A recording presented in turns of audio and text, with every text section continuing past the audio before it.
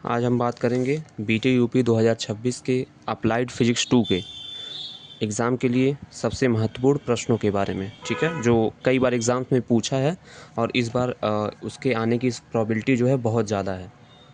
सबसे पहले हम देखते हैं यूनिट नंबर 1 जो कि हमारा ऑसिलेशन एंड वेव मोशन का है, ठीक है। तो इसमें हमारा जो सबसे इम्पोर्टेंट टॉपिक है वो हमारा है सिंपल हार्मोनिक मोशन, जिसमें इसका डेफिनेशन पूछता है और इसका विस्थापन समीकरण पूछता है, ठीक है। वो कई बार पूछा गया क्वेश्चन है। इसके वेलोसिटी का फार्मूला, इसकी एनर्जी का फार्मूला, ठीक है। सिंपल हार्मोनिक मोशन करते हुए कोई भी पार्टिकल होगा, उसका एनर्जी, उसकी वेलोसिटी कितनी होगी, उसका एक्सेलरेशन कितना होगा, ठीक है, ये सब चीज़ें पूछा है। तो इस टॉपिक को आप लोग ज़रूर पढ़ लीजिएगा। दूसरा है वेव मोशन, ठीक है, जिसका ट्रांसवर्स और लॉन्गिट्यूडनल वेव मतलब जो अनुप्रस्थ तथा अनुदैर्ध्य तरंग गति है उसको, उसका डेफिनेशन या फिर इसमें अंतर भी पूछ देता है। और फिर इनके जो भी उदाहरण होंगे, एक दो उदाहरण आपको ज़रूर याद रखने हैं, ठीक है। तो ये भी हमारे लिए इम्पोर्टेंट है। और ये जो तीसरा है अल्ट्रासोनिक वेव्स, ठीक, मतलब पराश्रव्य तरंगे, ये सबसे इम्पोर्टेंट है इस चैप्टर के लिए, क्योंकि ये हर बार पूछा गया क्वेश्चन है। तो इसको आप लोग स्किप मत करिएगा, ठीक है। इसमें क्या पूछता है कि अल्ट्रासोनिक वेव क्या है, तो आपको पता होना चाहिए अल्ट्रासोनिक वेव हमारे ऐसे साउंड वेव्स हैं जिनकी फ्रिक्वेंसी 20 किलोहर्ट्ज़ से ज़्यादा की होती है, और उसके प्रॉपर्टीज़ और एप्लीकेशन आप लोग देख लीजिएगा। सेकंड चैप्टर पे आते हैं, वो है हमारा ऑप्टिक्स, ठीक है, ऑप्टिक्स। इसमें डेफिनेशन आपको देखना है, जो हमारा रिफ्लेक्शन क्या होता है, लाइट का रिफ्लेक्शन क्या होता है, मतलब परावर्तन तथा अपवर्तन, हमारा प्रकाश का परावर्तन तथा अपवर्तन क्या क्या होते हैं, ठीक है।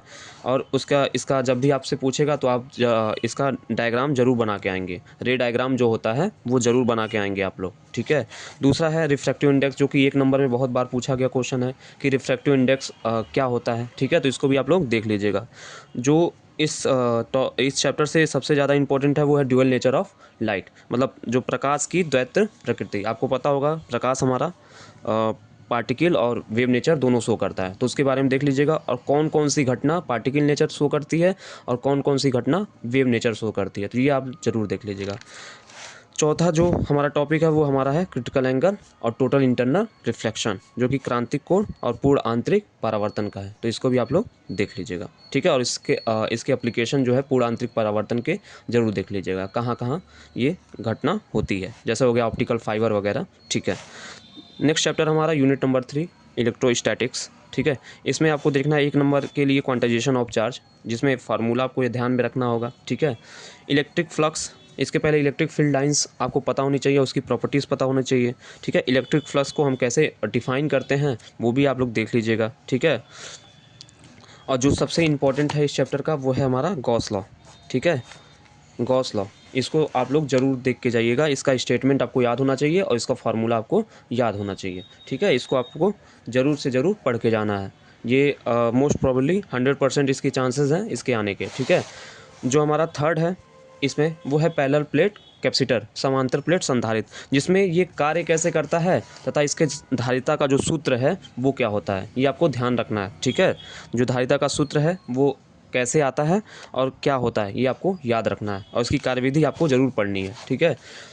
चौथा है जो आपका न्यूमेरिकल है, मतलब जो आंकिक प्रश्न आते हैं किस पे, जो series and parallel combination of capacitor, श्रेणी तथा समांतर क्रम में संधारित्र के आंकिक प्रश्न, ठीक है। जिसमें आपको दे देगा कि 2 या 3 कैपेसिटर हैं जिनकी कैपेसिटेंस जो है, जिनकी धारिता मान लो 2 माइक्रोकुलाम, 3 माइक्रोफैरेड, 4 माइक्रोफैरेड ऐसे हैं। तो अगर वो सीरीज में है तब जो हमारा रिजल्टेंट कैपेसिटेंस होगा वो कितना होगा, जब हमारे वो समांतर क्रम में है तब कितना होगा। तो इस पे बेस्ड जो क्वेश्चन है उसको आप लोग ज़रूर देख लीजिएगा। नेक्स्ट जो हमारा चैप्टर है वो यूनिट नंबर 4 है करंट इलेक्ट्रिसिटी का, ठीक है। इसमें जो सबसे इंपॉर्टेंट है वो आपका ओम्स लॉ है, ठीक है, और इसकी सीमाएं, ठीक है। ओम्स लॉ क्या होता है और इसकी लिमिटेशंस क्या होती हैं। केवीएल केसीएल किरचॉफ लॉ जो है, किरचॉफ वोल्टेज लॉ और किरचॉफ करंट लॉ ज़रूर देख लीजिएगा आप लोग। मतलब इन तीनों में से, मतलब ये जो तीनों के स्टेटमेंट है इन तीनों में से 2 तो मैं 100% है कि आपको देखने को मिलेंगे।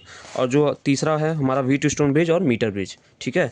व्हीट स्टोन ब्रिज की संतुलन की स्थिति क्या होती है, बैलेंस कंडीशन मतलब क्या होता है, और मीटर ब्रिज जो हमारा है किस सिद्धांत पे काम करता है, तो आपको पता होगा मीटर ब्रिज जो है व्हीट स्टोन के सिद्धांत पे काम करता है। और मीटर ब्रिज से हम अननोन रेजिस्टेंस कैसे निकालते हैं, ये भी आप लोग ज़रूर से ज़रूर देख लीजिएगा, ठीक है। उसके बाद चौथा जो है, जैसे रजिस्टेंस आपसे पूछ लेगा, रजिस्टेंस की परिभाषा वगैरह आप देख लीजिएगा।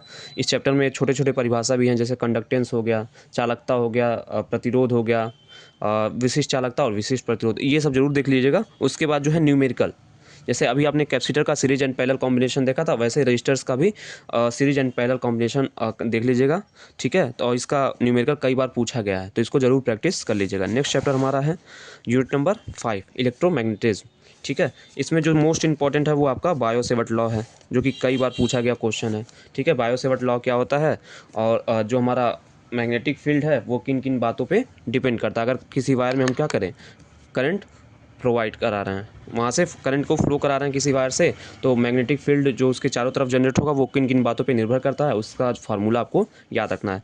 दूसरा आपका मैग्नेटिक फ्लक्स, ठीक, मैग्नेटिक फ्लक्स भी है, ठीक है। ये हमारा तीसरा टॉपिक होना चाहिए, ठीक है। इसके पहले आपको मैग्नेटिक फील्ड लाइंस के बारे में पता होना चाहिए, ठीक है। लॉरेंज फोर्स क्या होता है, इसका फार्मूला ही आपको ध्यान होना चाहिए, और इसका डेफिनेशन भी ध्यान होना चाहिए, ठीक है। फैराडे लॉ, ये भी मोस्ट इंपॉर्टेंट है, इसके भी आने की संभावना लगभग मान के चलिए 100% है। फैराडे लॉ के साथ साथ हमारा लेंज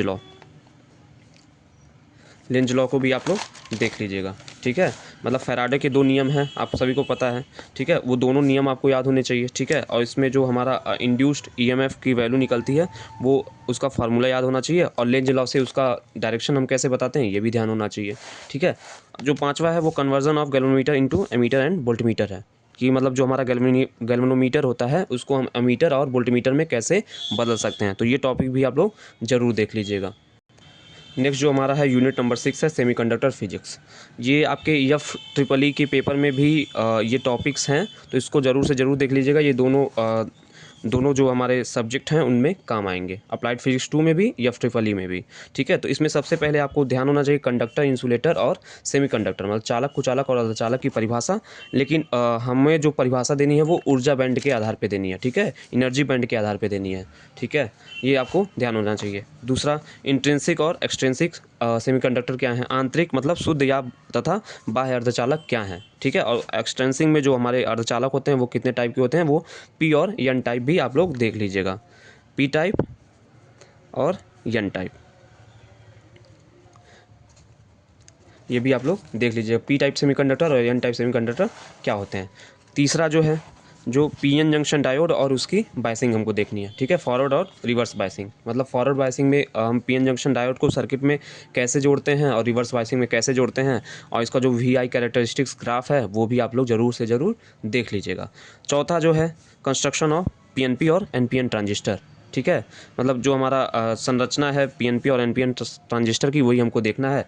और PN जंक्शन और NPN मतलब PN जंक्शन और हमारा ट्रांजिस्टर, ठीक है, डायोड और ट्रांजिस्टर की एप्लीकेशन भी आप लोग जरूर देख लें। मतलब जो हमारे इलेक्ट्रॉनिक सर्किट्स में ये डायोड और ट्रांजिस्टर जो हैं कैसे यूज होते हैं, ठीक है। तो इसको ज़रूर आप लोग देख लीजिएगा, 1 नंबर में कई बार पूछा गया क्वेश्चन है, ठीक है। जो हमारा लास्ट चैप्टर है, जो सबसे इंपॉर्टेंट चैप्टर है, वो हमारा है मॉडर्न फिजिक्स, ठीक है, यूनिट नंबर 7। इसमें आपको छोटे छोटे डेफिनेशन याद रखने हैं। पहला है मेटा स्टेबल स्टेट क्या है, स्टिमुलेटेड एमिशन और स्पॉन्टेनियस एमिशन क्या है और उनके बीच में अंतर क्या है, ठीक है। पॉपुलेशन इन्वर्जन और पंपिंग क्या होती है, ठीक है, ये आपको याद रखना है। और ये मान के चलो, जो ये चौथा टॉपिक है ruby and helium neon laser, ठीक है, ये इन दोनों में से अल्टरनेट करके कई बार पूछा गया क्वेश्चन है, ठीक है। तो ये दोनों बहुत इंपॉर्टेंट है, इसको छोड़ के मत जाइएगा, जिसमें इसकी कंस्ट्रक्शन मतलब संरचना और इसकी कार्यविधि आपको याद होना चाहिए, और दोनों का डायग्राम आपको बनाने आना चाहिए, ठीक है। ये 5 नंबर में कई बार पूछा गया क्वेश्चन है। मतलब लेजर क्या है, और जो लेजर के मतलब 2 लेजर हमारे सिलेबस में है, रूबी लेजर और हीलियम नियॉन लेजर, उसके बारे में आपको लिखना पड़ेगा, ठीक है। और एक बात और ध्यान रखना कि लेजर का फुल फॉर्म आपको पता होना चाहिए। जो हमारा लेजर है उसका फुल फॉर्म क्या है, कई बार पूछा गया क्वेश्चन है, तो ये आप लोग ध्यान रखिएगा। जो लास्ट टॉपिक है वो हमारा ऑप्टिकल फाइबर है। अभी इसके पहले हमने यूनिट नंबर 2 ऑप्टिक्स में भी देखा था कि जो टोटल इंटरनल रिफ्लेक्शन है वो क्या होता है, तो उसी पे बेस्ड एक एप्लीकेशन है ऑप्टिकल फाइबर, ठीक है। तो ये हमने यूनिट नंबर 2 में भी देखा था, ठीक है। तो ऑप्टिकल फाइबर क्या है, मतलब इसकी संरचना कैसे होती है और इसमें जो लाइट का प्रोपोगेशन है, जो लाइट ट्रेवल कैसे करता है, ठीक है, इस पे ये किस प्रिंसिपल पे आधारित है, तो ये हमारा टोटल इंटरनल रिफ्लेक्शन के प्रिंसिपल पे आधारित है। उसके बाद फिर एक्सेप्टेंस एंगल, स्वीकृत कोण तथा न्यूमेरिक अपर्चर, ठीक है, न्यूमेरिकल अपर्चर, ठीक है। इसको आप लोग देख लीजिएगा। इसका फार्मूला आपको याद होना चाहिए, जो कि इसके रिफ्रैक्टिव इंडेक्स मतलब अपवर्तनांक पे बेस्ड होता है कि ऑप्टिकल फाइबर के कोर और क्लैडिंग जो होती है ना हमारी, उन दोनों के अपवर्तनांक पे जो हमारा फार्मूला निकल के आता है एक्सेप्टेंस एंगल के लिए भी और न्यूमेरिकल अपर्चर के लिए, उसको आप लोग ज़रूर से ज़रूर ध्यान रखिएगा, ठीक है। तो ये हो गया हमारा BTUP 2026 अप्लाइड फिजिक्स 2 के लिए मोस्ट इंपॉर्टेंट क्वेश्चंस। इन सभी क्वेश्चंस को आप लोग ज़रूर देख लीजिएगा और मिनिमम कम से कम 4 चैप्टर्स, मतलब जो 4 यूनिट हों, मतलब अपने चॉइस के कम से कम पास होने के लिए अपने चॉइस के 4 जो हमारे यूनिट है उनको आप लोग ज़रूर तैयार कर लीजिए और उनके इंपॉर्टेंट क्वेश्चन, ठीक है, ज़रूर से ज़रूर पढ़ लीजिए, ठीक है। नेक्स्ट वीडियो जो हमारा आएगा उसमें इन्हीं इंपॉर्टेंट क्वेश्चन को कैसे सॉल्व करना है, कैसे एग्ज़ाम में लिखना है, इसके बारे में बताया जाएगा, ठीक है।